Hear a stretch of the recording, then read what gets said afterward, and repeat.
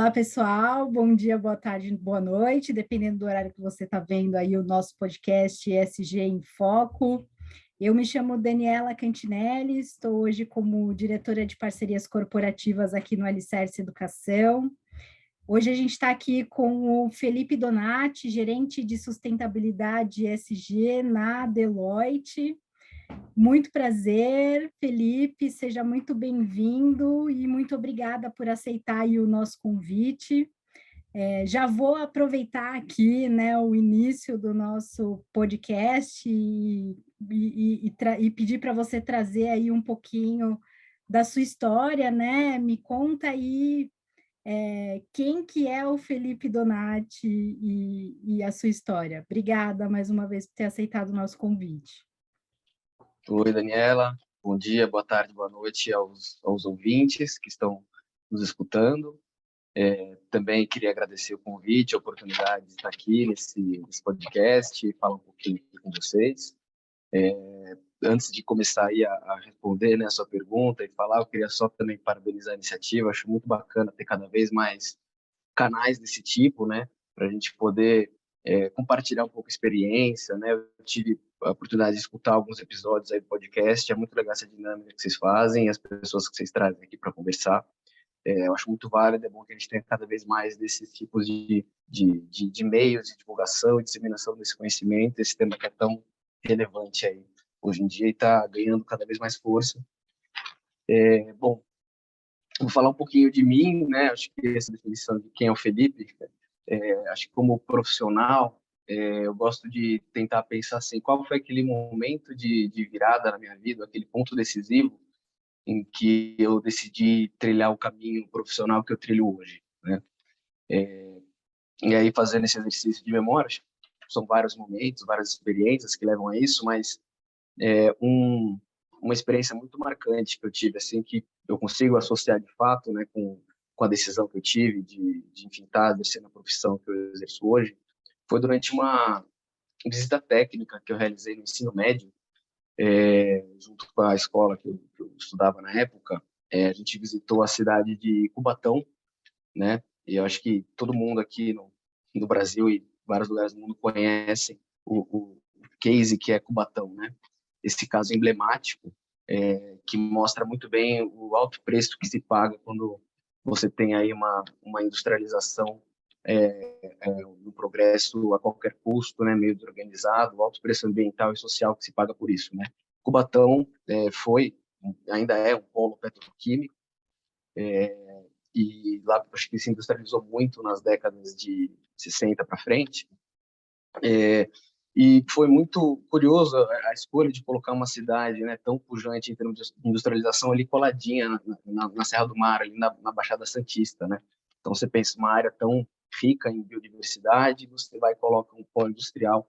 E isso na época, né, eu fui visitar e com aquela visão de estudante, né, aquele monte de idealismo na cabeça, você via tudo aquilo, aprendia aquela história, falava, meu Deus, como é possível, né? O que é isso, né?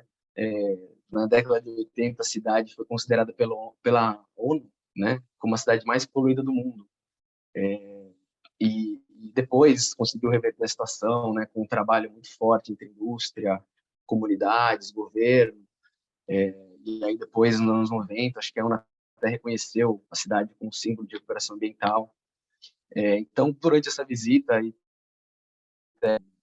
com a escola, meus colegas, professores, a gente visitou várias regiões, várias indústrias, conversamos com a população local, com associações que representavam ex-funcionários, ex-trabalhadores, né, das indústrias da época, associações de famílias e comunidades. A gente estudou ali uma das maiores tragédias ambientais e sociais que tiveram no Brasil, né? Então, a tragédia que ocorreu na Vila Socorro, que era uma favela que existia ali, houve uma explosão de dutos e, enfim, foi uma tragédia incontável na época, né? Outros cases também muito emblemáticos, a gente estudou, né, a Vila Paris, aquele caso que todo mundo viu, que muito se discute, né, sobre as mortes neonatais, enfim, toda aquela tragédia que ocorreu, e eu vendo tudo aquilo imerso naquele mundo, né, de informações e vendo, né, e ouvindo, né, os relatos, né, das pessoas que sofreram naquele momento, eu falei, meu, isso não está certo, tem que haver uma outra saída para isso, né? Então isso me motivou muito a trilhar esse caminho, né? Foi esse momento que me marcou, foi muito chocante ouvir os relatos e ver e estudar ali as tragédias que se acometeram naquela região e com as pessoas que lá viviam e vivem. Eu tive depois a oportunidade de voltar para lá como profissional para visitar um cliente e conseguir ver uma outra visão, uma visão muito melhor, né, de como que hoje em dia já está muito mais estruturado, muito mais responsável, né, já é outra coisa, né, o Batão, as empresas estão lá, não se assemelham quase em nada o que a gente viu estudou, né, no passado. Então foi muito legal ter também essa experiência de ir como estudante, ver isso, né, ficar um pouco chocado e querer fazer alguma coisa para mudar, e aí depois voltar como profissional e ver que as coisas podem ser, sim, diferentes, né? Depois dessa experiência, então, eu decidi procurar um curso que pudesse exatamente reunir isso, né, como que a gente concilia a preservação, né, ambiental, a sustentabilidade com o progresso econômico e social. E aí eu encontrei um curso que era bem inovador na época, era um curso de administração. Na época, ainda existiam aquelas linhas de formações específicas no curso de administração. Você tinha administração com foco em comércio exterior, administração com foco em gestão pública, né? Hoje acho que não tem mais. Eu achei um curso que era administração com foco em gestão para sustentabilidade, né? Então foi um curso fantástico, assim, tinha uma ênfase muito forte em gestão ambiental, e hoje eu vejo que aquilo que eu estudei é exatamente o que é o ESG de hoje, né? O que é esse ESG, que é exatamente isso, né? Você falar sobre sobre negócios, né? Sobre empresas, sobre instrumentos de governança, de compliance, via pouco sobre certificações, questões ambientais. Então, era um curso de administração, mas eu estava direto fazendo experimentos em laboratório, né? Então, fazendo medição de qualidade de água, visitando cooperativas enfim, agropecuárias, fazendo visitas de campo e indústrias. Então, foi muito rico, era o que eu buscava mesmo na época, foi um curso excelente. E fazia exatamente isso, incorporava diversas dimensões, né, do ESG. E eu acho que hoje a gente vê muitos cursos surgindo assim também, cursos mais específicos, mas foi um curso de graduação, né, um bacharel em administração que já trazia, já lá em 2009, toda essa visão global, né, do papel de um administrador com foco na gestão da sustentabilidade e gestão ambiental. Então, eu me encontrei, foi muito bacana os anos de faculdade, as visitas que a gente fez, os professores, enfim, os conceitos que eu vi lá na época da faculdade e hoje eu vejo já sendo discutidos como muito disseminados, né? Então, foi muito bacana. Depois dessa formação, eu entrei, né, na Deloitte, onde eu estou até hoje. Eu entrei como analista no programa de Novos Talentos, né, que tinha para atuar nessa área mesmo. Na época, era um departamento ainda em desenvolvimento, né? Já existia bastante tempo de eu entrar lá essa área, principalmente globalmente na Deloitte, mas era uma área ainda muito focada, né? Então, como poucos falavam como se fala hoje sobre o ESG, ainda era uma área mais nós, assim, né? Os abraça-árvores, né? Como era conhecido. E aí, nesse tempo, até hoje, tive o privilégio de poder ver essa pauta avançar e desenvolver, e todo mundo já hoje na Deloitte falando sobre isso, conhecendo sobre o assunto, né? Então, essa evolução foi fantástica, assim, crescendo muito nesse tema e crescendo dessa forma, né? O tema ele é complexo, a complexidade aumenta, os desafios aumentam, e é natural que ocorra esse movimento, né? De também mais pessoas estarem ouvindo, discutindo e vendo cada vez mais a estratégia que tem por trás de tudo isso, é a vantagem, não só uma vantagem competitiva, uma vantagem de negócio, mas uma vantagem que isso traz também para a economia como um todo, para a sociedade, para o meio ambiente. Então, esse é o resumo da Uau! minha trajetória. Muito incrível, Felipe. Muito legal ouvir você, porque você basicamente contextualizou muito de tudo que acontece hoje, né? As empresas que não focam em estratégias bem estruturadas para desenvolver, né, esse pilar de principalmente, né, isso acaba levando as empresas até a perder mercado, né? É bem como você disse, assim, né? Os olhos hoje dos investidores, né, tá muito voltado para quem investe nessas frentes, né? E é bem legal ver que é um pilar que tem sido muito fortalecido, porque de fato, no fim, a gente acaba levando algum benefício, né, para as comunidades e para a sociedade como um todo. E aproveitando, então, né, toda essa sua fala e a sua trajetória aí nessa frente tão importante, quais os desafios que você acredita serem os principais, assim, né, para desempenhar um bom ESG aí, né, com foco no E, como como você contou aqui um pouco dessa coisa de ambiental, né? Acho que seria legal a gente contextualizar um pouquinho sobre esse assunto. Não, claro, excelente. Desafio, acho que é uma coisa que não falta, né? Eu acho que a gente tem, mas ao mesmo tempo, na mesma proporção que a gente tem desafio, a gente tem oportunidades, né, e soluções, né? Então, para cada desafio se desdobra aí uma série de soluções, um universo todo de oportunidade que podem surgir para atender os desafios, né?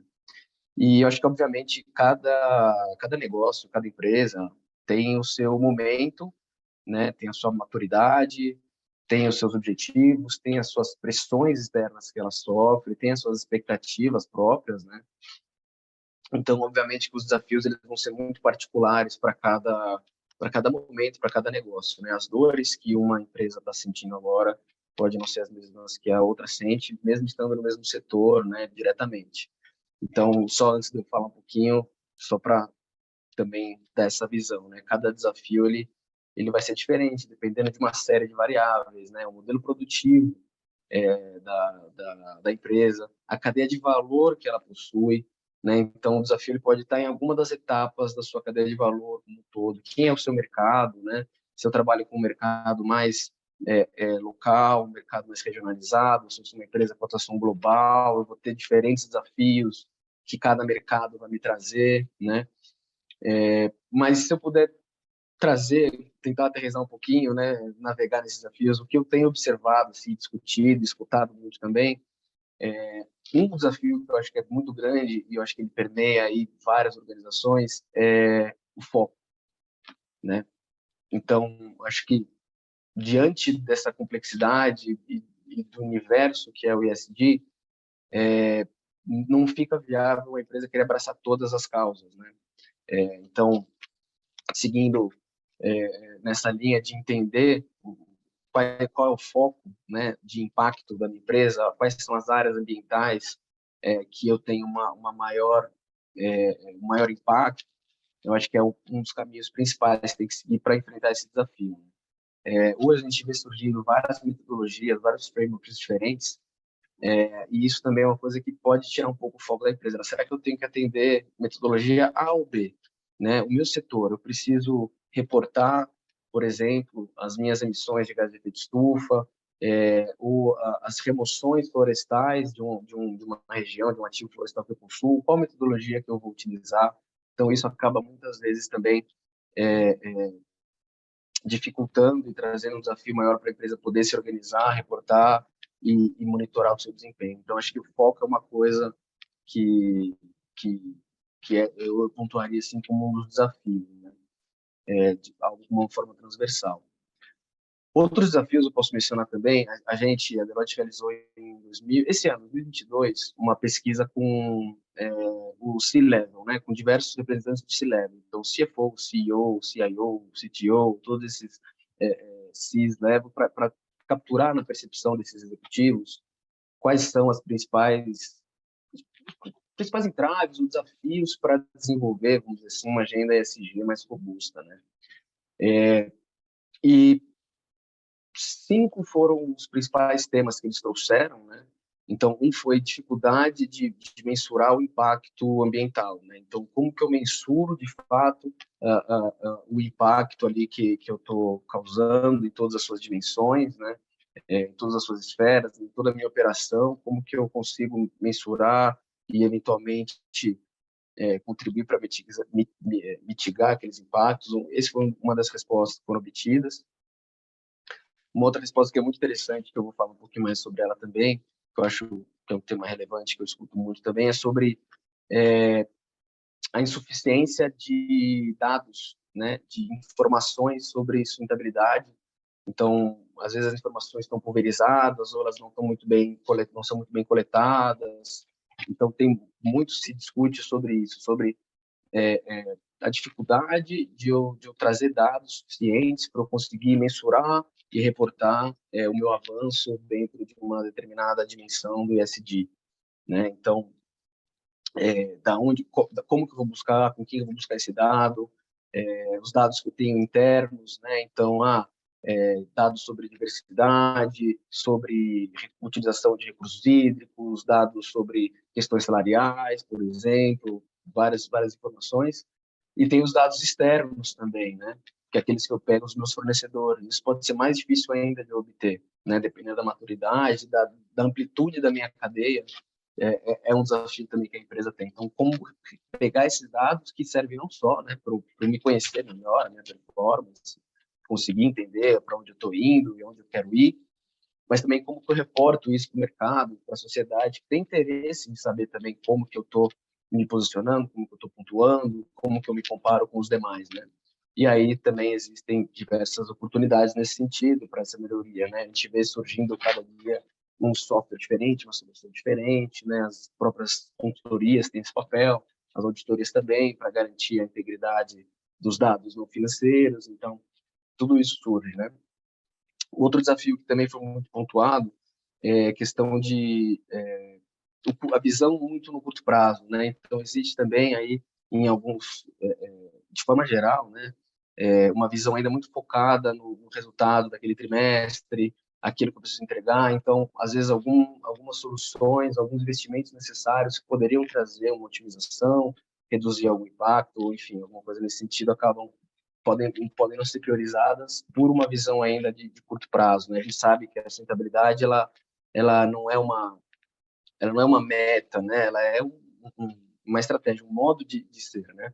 Então, obviamente que ela é muito longo prazo, no sentido de que ela acompanha toda a vida, né, do negócio.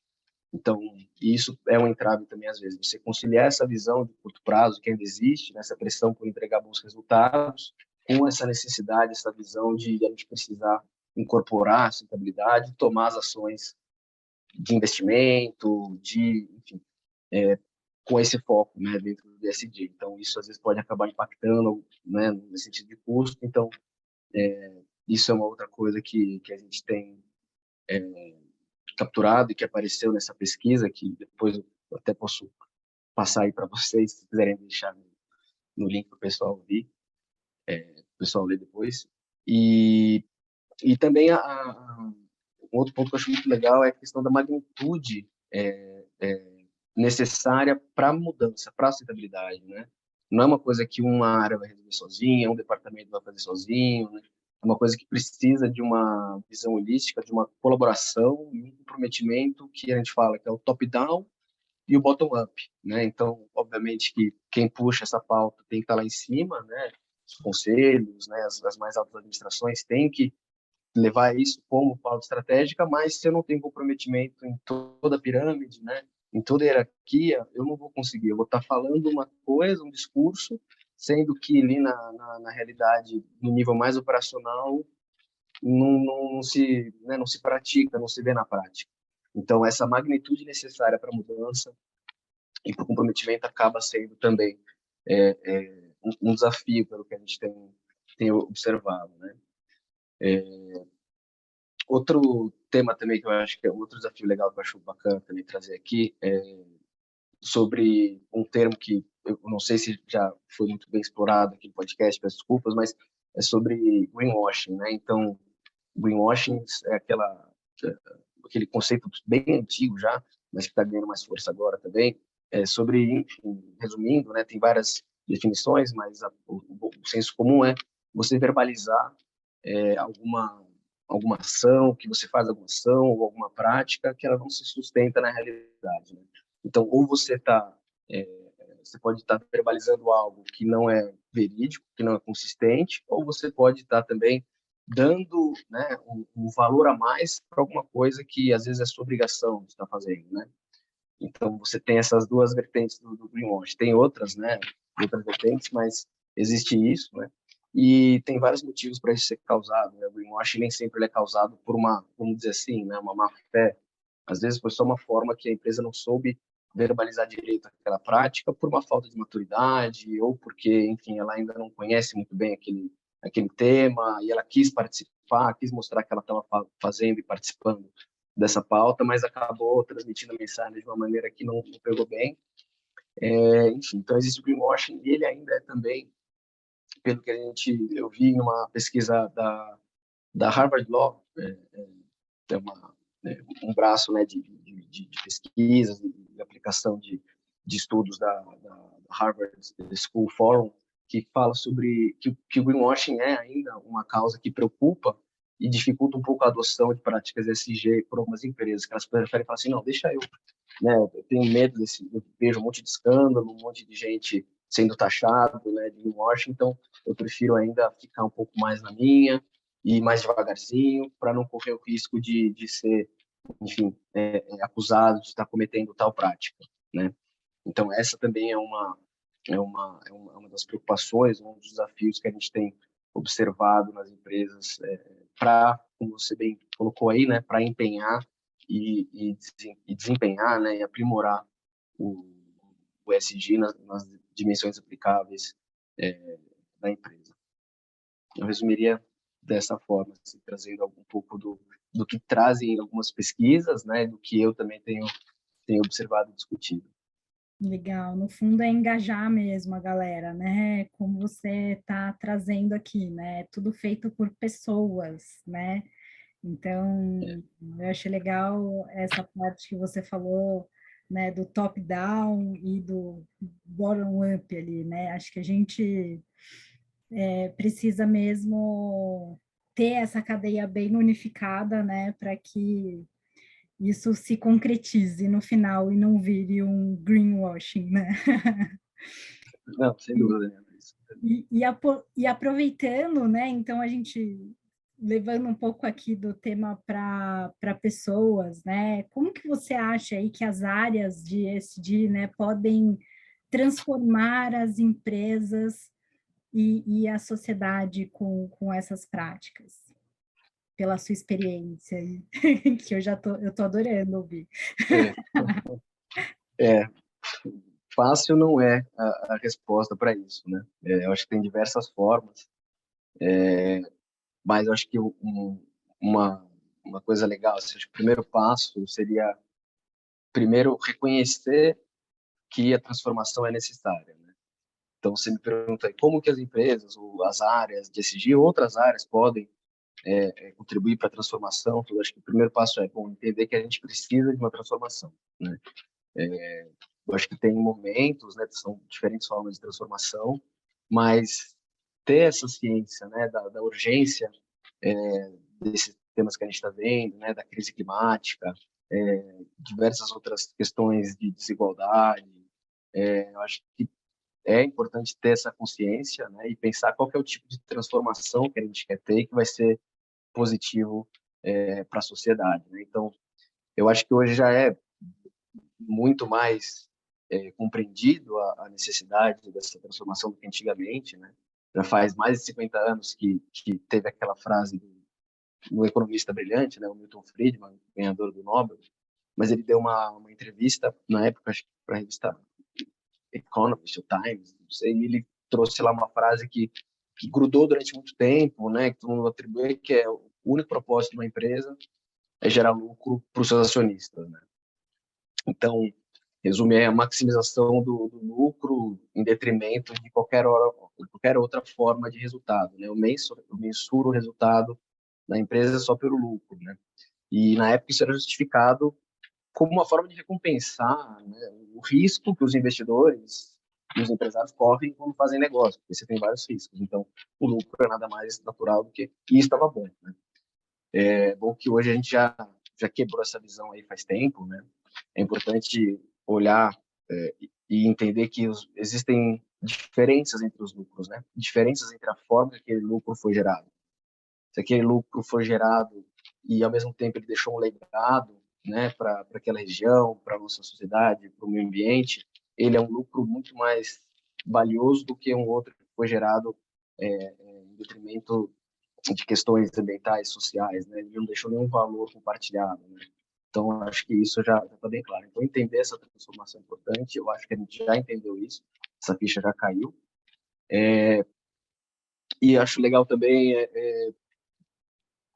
não só ver como a área do SG para fazer isso, né? Porque é importante que essa pauta, você colocou bem também, que essa pauta ela é algo transversal na empresa, né? É importante você ter alguém que coordene essas ações, né? Que puxa essa pauta e não deixe com que ela caia assim, né? No esquecimento, mas que coordene com as áreas, centralize as informações, reporte ali nas esferas de governança necessárias e faça com que os recursos sejam direcionados para onde precisa, mas esse coordenador, esse maestro, ele tem que ter o apoio de toda a organização. Então, cada área tem que entender também a sua contribuição naquilo.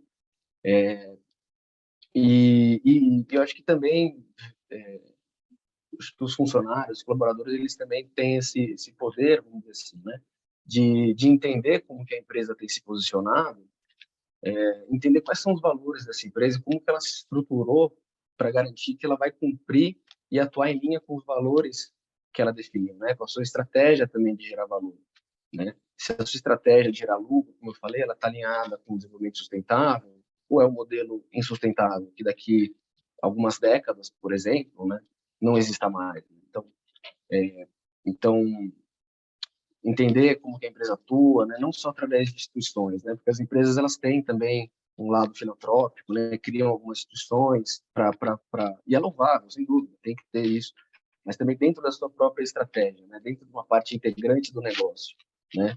Quais são os ODS, os Objetivos de Desenvolvimento Sustentável, que a empresa mapeou, né, e que ela entendeu que ela pode e deve contribuir de forma positiva para esses ODS, né?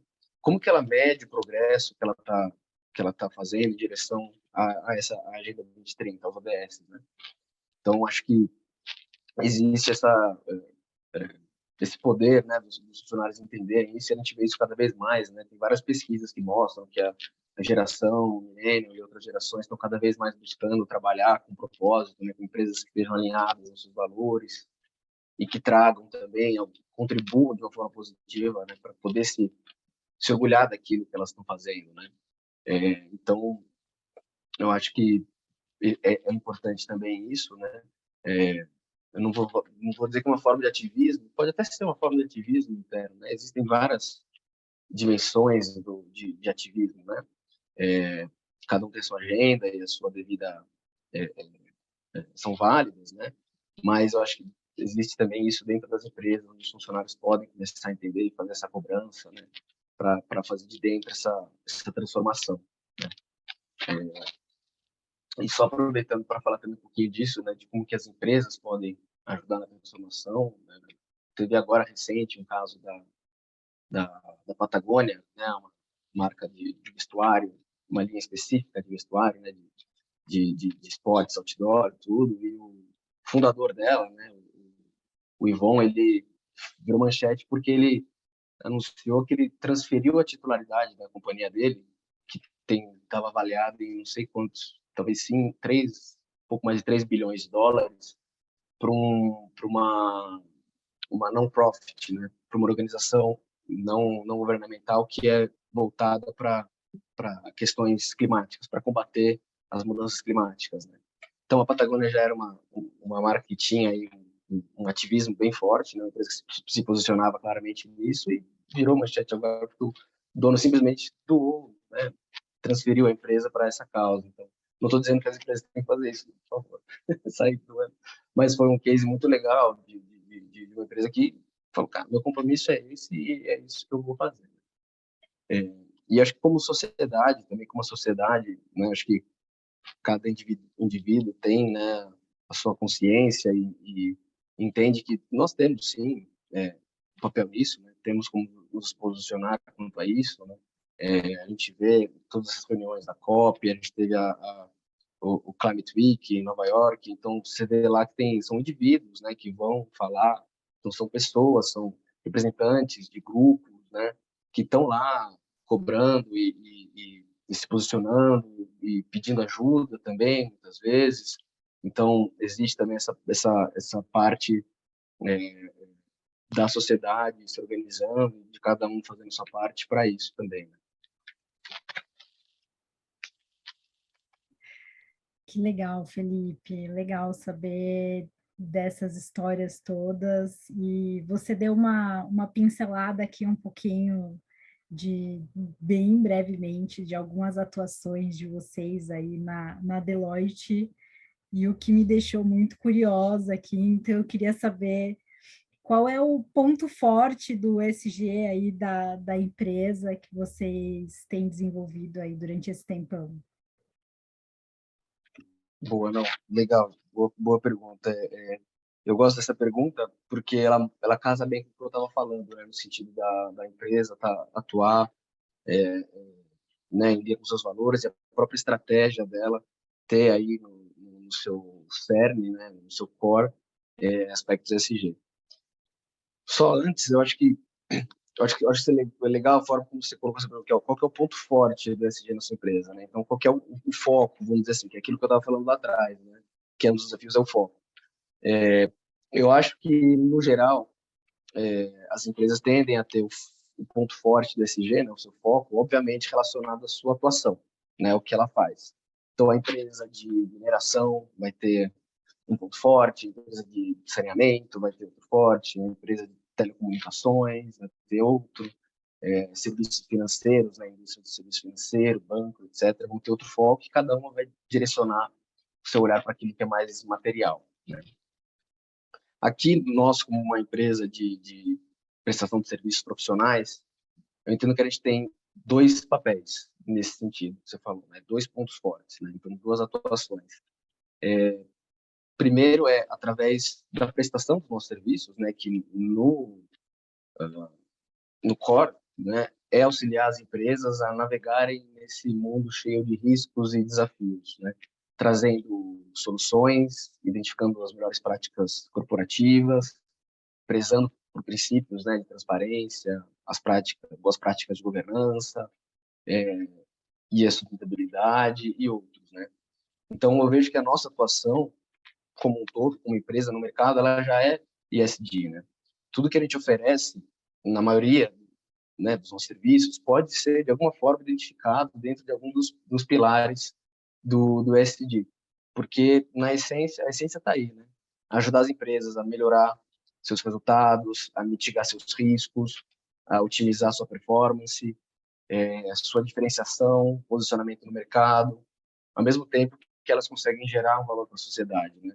Então, eu acho que as empresas da Deloitte, as empresas similares de consultoria, têm já no seu nicho essa visão, né? Ao atuarmos no mercado, ajudando as empresas de diversos setores, né? Diversas indústrias, a gente já está exercendo, de certa forma, algumas das dimensões do ESG. Tem trabalhos muito mais específicos, né?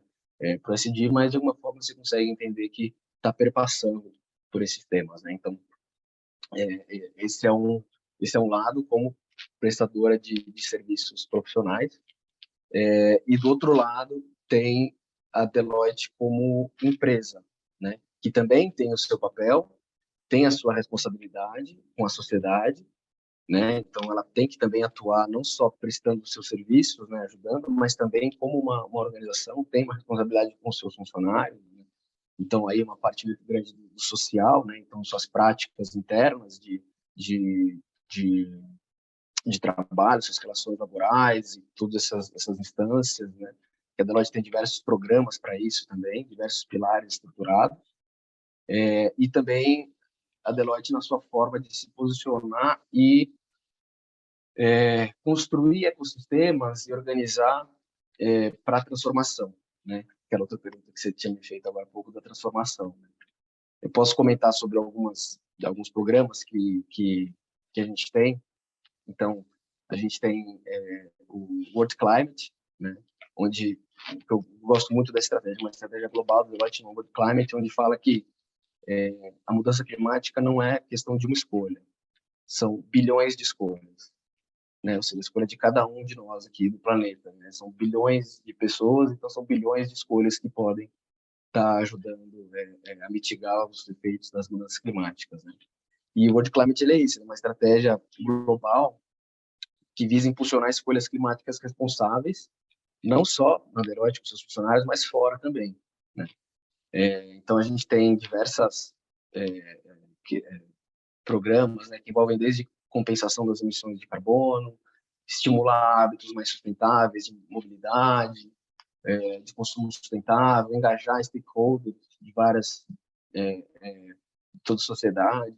A gente tem uma iniciativa muito legal que é a Floresta Deloitte, que a gente está lançando em parceria com a SOS Mata Atlântica, né, aqui em São Paulo, no estado de São Paulo, município de São Sebastião da Grama, né? Então o objetivo é criar uma floresta, né, plantar 15 mil mudas nativas por ano até 2030, e isso vai trazer um sequestro de carbono assim altíssimo, né?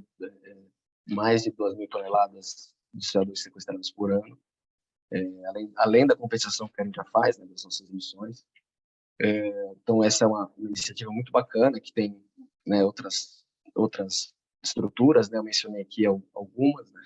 Temos também metas, né, para 2030, né, de ter dentro da nossa atuação, né? Então a Deloitte, nossos ativos são escritórios, então ter energia renovável em todos os escritórios, e engajar o ecossistema, que é trabalhar com os fornecedores da Deloitte, né, para que eles estejam também inseridos nessas causas, e que comecem também a estruturar metas baseadas na ciência, né, o SBTI. Então temos também isso como meta, através também da capacitação de pessoas, né? Então a gente educa os nossos profissionais, independente das áreas que eles atuem, né? Então pode ser desde alguém que tem a formação de contador, é contábil, um jurídico, tributário. Temos ali uma grade de treinamentos, né, voltado para as questões climáticas também, além de vários outros. E a gente está tendo nessa semana, agora em outubro, a nossa Impact Week, né? Então é um período onde tem diversas atividades, né? Dentro de uma outra iniciativa que é Impact Everyday.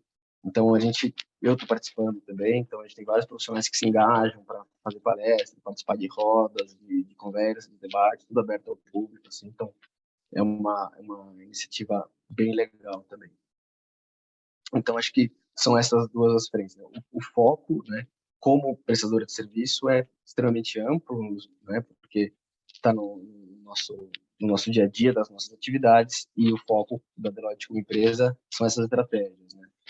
Gerar impacto social e ambiental, diminuindo a nossa pegada de carbono na organização. Então, são essas duas frentes principais, assim.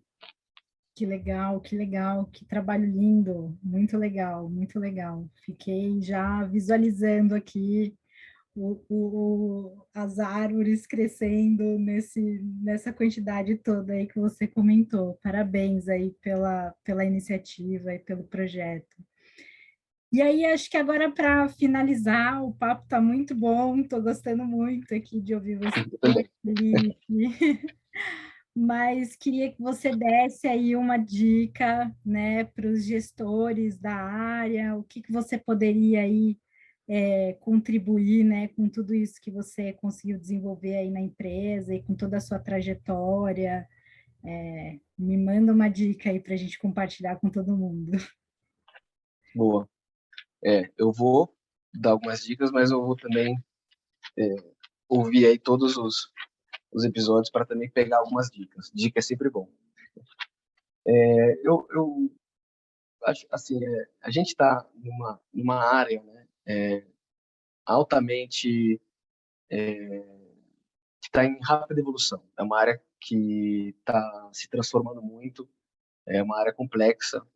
Cada vez mais a gente tem desafios e soluções novas que surgem. Então, acho que uma dica, que é um desafio também, é se manter atualizado de todas as formas possíveis, né? Então, seja através de newsletter, eu assino umas 3 newsletters que eu recebo, né, dentro da minha área, além das próprias newsletters que a gente recebe da Deloitte.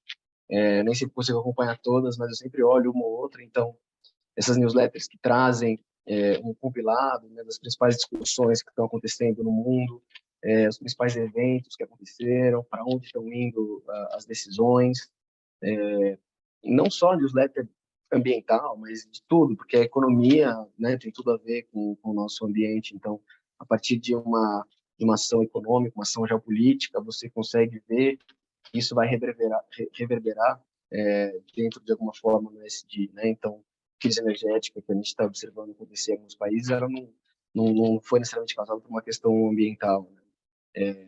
Apesar de terem crises energéticas causadas por questões ambientais, né? Então a gente tem uma escassez de chuva aqui no Brasil, principalmente, que a gente depende muito de hidro, mas, enfim, então, assinem, escutem newsletters diferentes, né? Acho que é muito bom. Participar de eventos, de discussões, ouvirem podcasts como esse aqui, que a gente está, então, é uma boa forma também. Eu tenho alguns podcasts que eu gosto também, de escutar, tem o podcast da Greenpeace, que é a Green Business. Eu acho que hoje é uma mídia, um conglomerado praticamente enorme, assim, muito bacana, sempre com informação muito boa, muito atualizada. Eu gosto bastante de ouvir eles, então eu daria essas dicas, né? Ficar aberto a isso, né? O que está acontecendo, participar de discussões, exercitar a comunicação, né? Às vezes a gente fica muito fechadinho no nosso dia a dia, no nosso mundo, com as nossas atividades, nos nossos projetos, e a gente pode perder aí esse montão de coisa que está acontecendo e que pode nos ajudar também no nosso dia a dia, né? Eu falei que, claro, que cada empresa tem seu momento, suas dores, né? Mas por mais que sejam dores únicas, específicas de cada área, é difícil que seja uma dor que nunca existiu com ninguém, né? Provavelmente alguém já passou por isso também e pode te ajudar ou te dar uma dica que te ajude a sair desse momento, né? Alguma solução que você pode customizar e replicar para a sua dor nesse momento. Então, de forma geral, eu colocaria se manter informado, se manter conectado e aberto. Poxa, Felipe, obrigado pelo papo, foi muito bom, espero que todo mundo tenha gostado e sigam de fato as suas dicas aí de ouvir, né, os podcasts. Eu sou muito grata por ter participado dessa conversa aqui com você. Queria agradecer mais uma vez aí pela sua disponibilidade e por contribuir aí com esse canal, né, que tem auxiliado com certeza aí muitas pessoas nessa frente tão importante e que traz tantos benefícios aí para a nossa sociedade como um todo. Obrigada, viu?